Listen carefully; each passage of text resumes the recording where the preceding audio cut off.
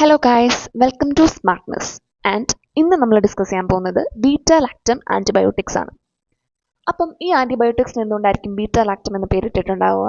Yes, ഈ ആൻറ്റിബയോട്ടിക്സിന് ചുറ്റും ഒരു ബീറ്റ ലാക്ടം റിംഗ് ഉണ്ട്. Hence it is known as beta lactam antibiotics. And moving to the classification, ഇതിനെ നമ്മൾ മെയിനായിട്ടും നാലായിട്ടാണ് ഡിവൈഡ് ചെയ്തിരിക്കുന്നത്. അതായത് penicillin, cephalosporin, monobactam and carbapenems. These are beta lactams. So നമുക്കിനി ഡീറ്റെയിൽ ആയിട്ട് പെനിസിലിനെ പറ്റി പരിചയപ്പെടാം. പെനിസിലിൻ ആണ് ഏറ്റവും മോസ്റ്റ് ഇമ്പോർട്ടൻ്റ് ആയിട്ടുള്ള ഗ്രൂപ്പ് ഓഫ് ആൻറ്റിബയോട്ടിക്സ് എന്ന് പറയുന്നത്. പിന്നെ ഇത് ഒബ്റ്റെയിൻ ചെയ്യുന്നത് ഒരു ഫംഗസിൽ നിന്നുമാണ്. ഫംഗസിൻ്റെ പേരെന്ന് പറയുന്നത് പെനിസിലിയം ക്രൈസോജനം എന്നാണ്. ഓക്കെ, അപ്പം പെനിസിലിൻ ആണ് most important group of antibiotics and ഇത് ഒബ്റ്റെയിൻ ചെയ്യുന്നത് പെനിസിലിയം ക്രൈസോജനം എന്ന് പറയുന്ന ഫംഗയിൽ നിന്നുമാണ്. ഇനി നമുക്ക് ഇതിൻ്റെ മെക്കാനിസം ഓഫ് ആക്ഷൻ, അതായത് ഇത് കഴിച്ചു കഴിഞ്ഞാൽ എങ്ങനെയാണ് ബാക്ടീരിയസൈഡൽ എഫക്റ്റ് ഉണ്ടാകുന്നത് എന്ന് നമുക്ക് നോക്കാം. ആദ്യമേ നമ്മൾ ഈ ബീറ്റ ലാക്ടം ആൻറ്റിബയോട്ടിക്സ് കൺസ്യൂം ചെയ്യുമ്പോഴത്തേനും ഇത് എന്ത് ചെയ്യുന്നു എന്ന് വെച്ച് കഴിഞ്ഞാൽ പെനിസിലിൻ ബൈൻഡിങ് പ്രോട്ടീൻസിനെ ചെന്ന് ഇത് എന്ത് ചെയ്യുന്നു, ബൈൻഡ് ചെയ്യുന്നു. അങ്ങനെ പെപ്റ്റിഡോഗ്ലൈക്കാൻ, ഈ പെപ്റ്റിഡോഗ്ലൈക്കാനാണ് സെൽ വാളിന് റിജിഡിറ്റി കൊടുക്കുന്നത്.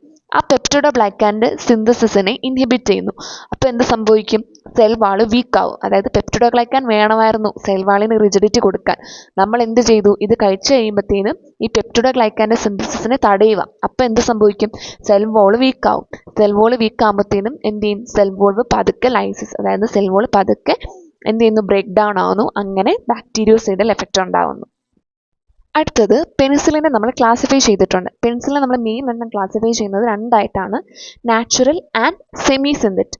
ഇനി നമുക്ക് നാച്ചുറൽ പെനിസിലിനെ പറ്റി, അതായത് പെനിസിലിൻ്റെ നാച്ചുറൽ ക്ലാസിഫിക്കേഷനെ പറ്റി ഡീറ്റെയിൽ ആയിട്ട് പഠിക്കാം. നാച്ചുറൽ പെനിസിലിനെ നമ്മൾ വീണ്ടും രണ്ടായിട്ട് ഡിവൈഡ് ചെയ്യുന്നുണ്ട്. That is penicillin G and repository penicillin.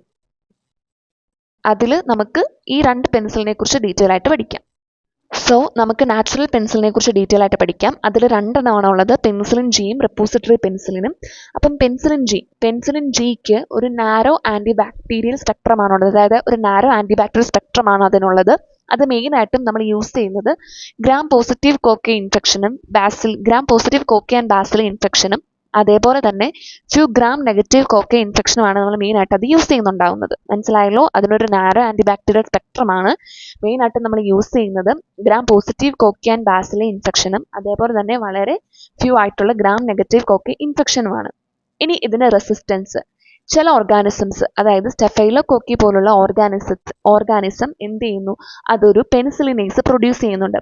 ആ പെനിസിലിനേസ് ഈ ബീറ്റ ലാക്ടം റിങ്ങിനെ ഓപ്പൺ ചെയ്തിട്ട് പെനിസിലിൻ്റെ ആക്ടിവിറ്റീനെ ഇനാക്ടിവേറ്റ് ചെയ്യും. അപ്പം അതുകൊണ്ട് അവിടെ ഒരു റെസിസ്റ്റൻസ് ഉണ്ടാവാനായിട്ടുള്ള ചാൻസ് വളരെ കൂടുതലാണ്.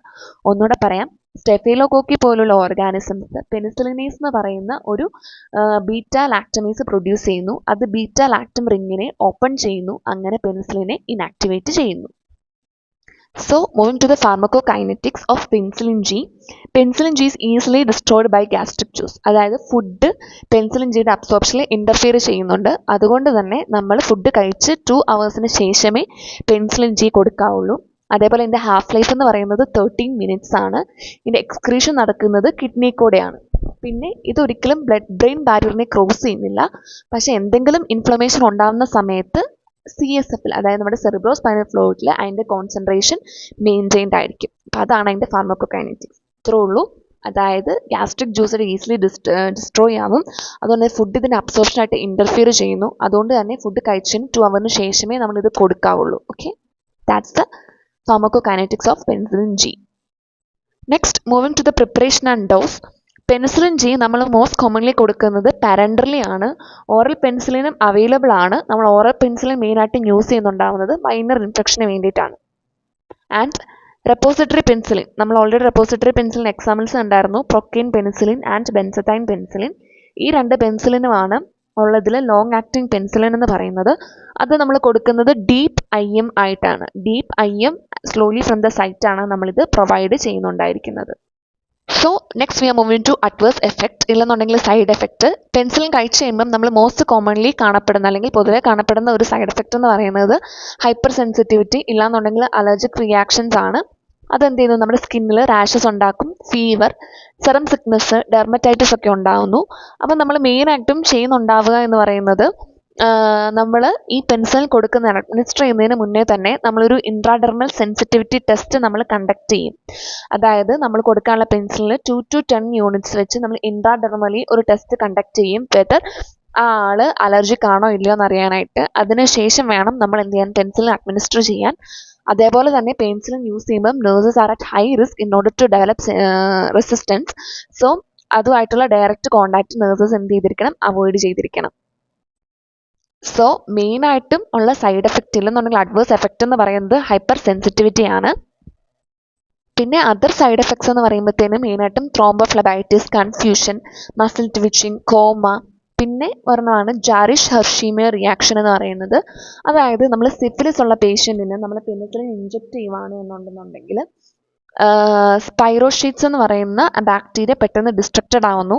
അങ്ങനെ ആ ബാക്ടീരിയ ഡിസ്ട്രക്ഷൻ മൂലം ഉണ്ടാകുന്ന ഡിസ്ട്രക്റ്റഡ് പ്രോഡക്ട്സ് റിലീസ് ചെയ്യപ്പെടുകയും അങ്ങനെ നമ്മുടെ ബോഡി അതിനെ റെസിസ്റ്റ് ചെയ്യാൻ വേണ്ടിയിട്ട് ഫീവർ, മയാൾജിയ, ഷിവറിങ് പോലുള്ള adverse effects ഒക്കെ ഉണ്ടാക്കുന്നു. So these are the main adverse effect. First of all, hypersensitivity, which is the most important. Then locally thrombophlebitis, confusion, muscle twitching, jams, etc. Next, moving to the uses. നമ്മൾ already പറഞ്ഞു, മെയിനായിട്ട് നമ്മൾ ഇൻഫെക്ഷൻസിനാണ് use ചെയ്യുന്നുണ്ടാവുന്നത്. So അതെല്ലാം നമ്മളിവിടെ list ചെയ്തിട്ടുണ്ട്.